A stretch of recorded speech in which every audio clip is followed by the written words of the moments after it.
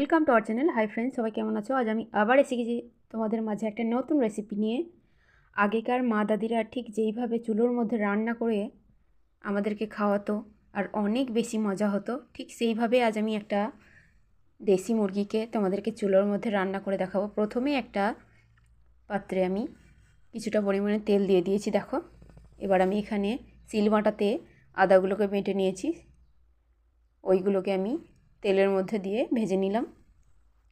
এখানে আমি 4 থেকে 5টা কাঁচা লঙ্কাকে কেটে রেখেছি, ওগুলোকেও দিয়ে দিলাম। এবার আমি সামান্য পরিমাণে ধনিয়া পাতা দিয়ে দিলাম, সবগুলোকে নেড়ে চেড়ে নিলাম। ঠিক আমার দাদির স্টাইলে করছি আমি এটা, তোমরা আরও পরে পরে বুঝতে পারবে। 5 থেকে 6টা পেঁয়াজ বানিয়ে রেখেছিলাম, সেগুলোকে আমি সব দিয়ে দিলাম। এবার এটাকে ভালো করে নাড়িয়ে চাড়িয়ে নিচ্ছি। আর কিছু কথা বলে নিই, যারা আমার চ্যানেলে নতুন আছো তারা অবশ্যই আমার চ্যানেলটাকে সাবস্ক্রাইব করে পাশে থাকা বেল আইকনটা প্রেস করে দেবে।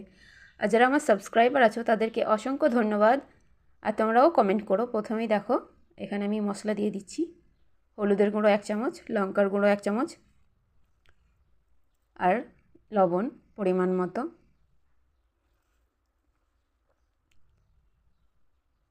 এবার আমি এখানে এগুলোকে সব মিক্স করে নিচ্ছি, দেখো। এবার আমি এখানে জিরে পাউডারটা দিয়ে দিলাম, আর সামান্য পরিমাণে তেল আমি এখানে অ্যাড করে দেব। ধনিয়া পাতা। এবার আমি তোমাদেরকে বলছি, এখানে আমি দেখো রসুনের পাতা দিচ্ছি। আমার দাদিরা ঠিক এইভাবেই রান্না করে খাওয়াতো, অনেক মজা হতো, তাই আমি আজকে ওদের মতো স্টাইলে রান্না করছি।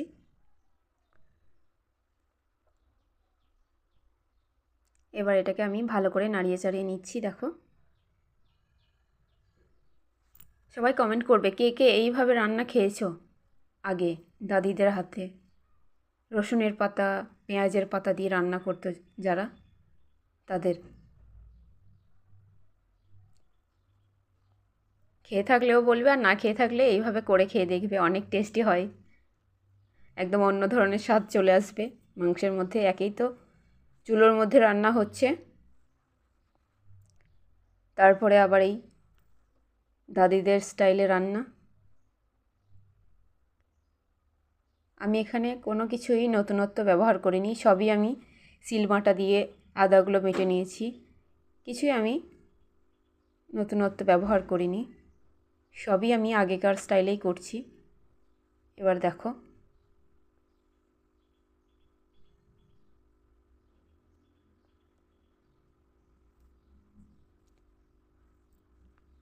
আগেকার রান্নার টেস্টই অন্যরকম হতো। এখন অনেক যত নতুন নতুন টেকনোলজি উঠেছে ততই সব টেস্ট চেঞ্জ হয়ে গেছে।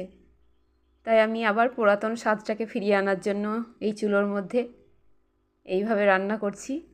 দেখো এবার আমি মুরগিটা দিয়ে দিলাম।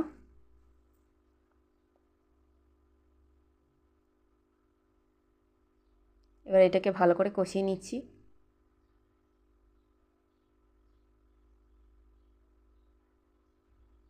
ভালোভাবে এটাকে আমি কষিয়ে নেব।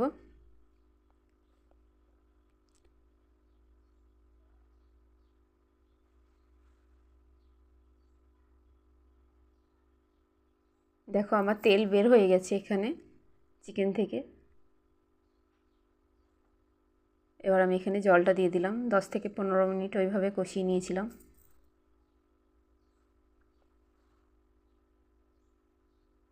দেখো এবার আমি জলটা দেওয়ার পরে আমার তরকারিটার এরকম অবস্থা। এবার আমি এখানে ঢাকনা দিয়ে দিলাম।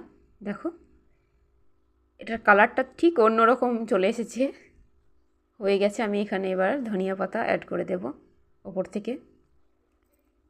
এবার প্লেটিং করে দেবো। ভালো লাগলে অবশ্যই লাইক কমেন্ট শেয়ার করবে। কালারটা দেখো খালি। Thank you so much everyone.